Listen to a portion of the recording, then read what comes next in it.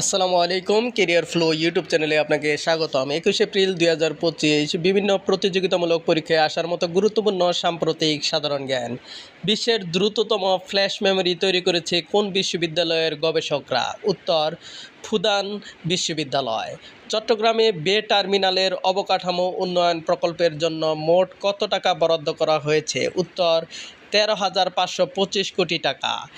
বাংলাদেশের প্রথম ক্রিকেটার হিসেবে 50টি সেঞ্চুরির মাইলফলক অর্জন করেন কে? উত্তর, এনামুল হক বিজয়।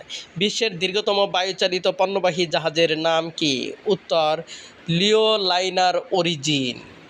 আন্তর্জাতিক কৃত্রিম বুদ্ধিমত্তা অ্যাকশন সামিট কোথায় অনুষ্ঠিত হয়? উত্তর, প্যারিস। বিশ্বের প্রথম দেশ হিসেবে পর্বতকে মানুষ হিসেবে স্বীকৃতি দেওয়া দেশ কোনটি? উত্তর, নিউজিল্যান্ড।